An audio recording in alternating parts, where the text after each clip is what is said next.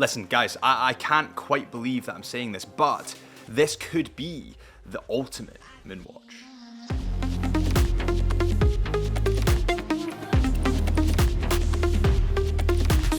Welcome back to the Chisholm Hunter channel. My name is Harrison, as always, and today we have a pretty special guest. We have this. This is a Moonwatch, but it's not just any Moonwatch. It might be the best Moonwatch in existence. The ultimate Moonwatch, so to speak. And before we even start, take a look at this box. When you buy a Rolex at £30,000, which is around about what this comes in at, you get the small green box that everyone knows and everyone loves. But for your money, I mean, look at that.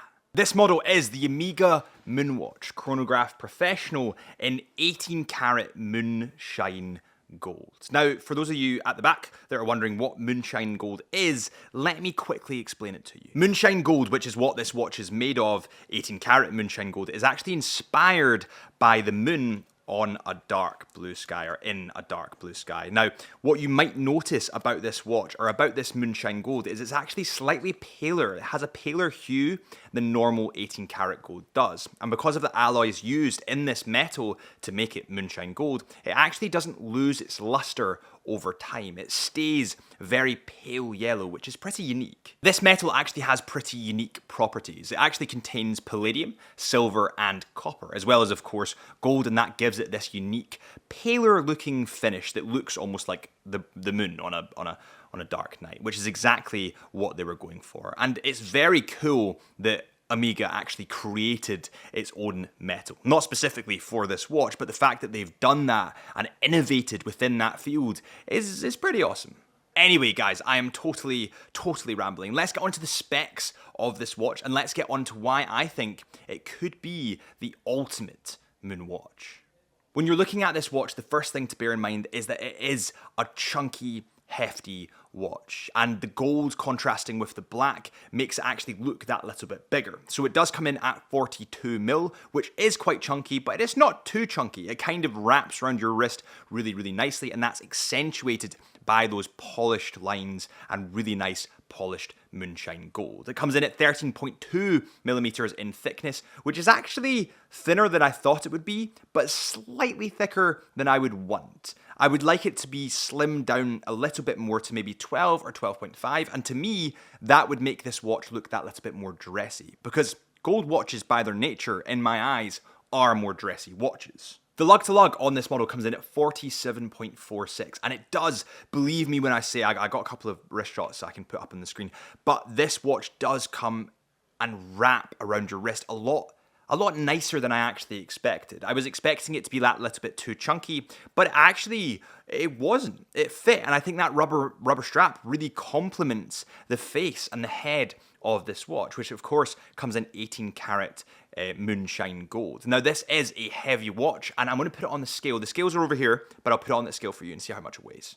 According to our scales, which are over at that side of the room, it comes in at 135 to 136 grams. But remember that most of that weight, if not all of that weight, is coming from the head, the movement, and the clasp, the deployant clasp just here. So actually, it's bloody for heavy for what it is, and that's mostly that Moonshine Gold. The case on this model has a combination of brushed and polished Moonshine Gold, which accentuates those lines and the lugs, and it actually looks really nice when you look at the crown and the pushers, because they're in polished comparatively to that brushed on the inside of them. It kind of makes them stand out that little bit more and look pretty damn classy. The sapphire crystal glass on this model is also, well, sapphire crystal, but it only has anti-reflective coating on the inside instead of the outside. Now, when it came to the OMEGA Seamaster, a big debate in the industry was about the sapphire crystal glass, because technically speaking, AR coating on the outside would scratch that little bit easier than if it was just on the inside, and the OMEGA Seamaster has it on both sides. So,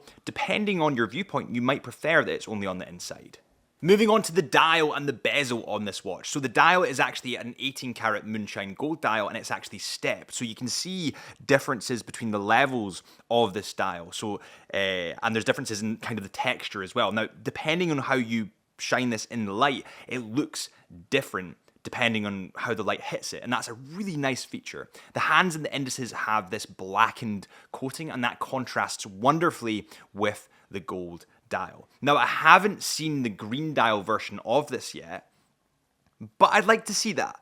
I'm not sure if I'd like it as much as I like this, but it'd be interesting to see. The black ceramic bezel plays wonderfully against that gold dial again, and it makes it extremely contrasting, and it also plays with the rubber strap. Now, it actually features Ceragold, and I'll go into the definition in a second, but the tachymetric scale, or the tachymeter, is in Ceragold. Ceragold is actually Omega's way of adding gold within the numerals of these watches, and they've developed their own process to do this. Now, the gold is filled in a certain way so that it's as smooth to touch as the ceramic is, but it's actually in gold. And that is the level of detail that goes into this watch. It's absolutely incredible. But let's get into the subdials.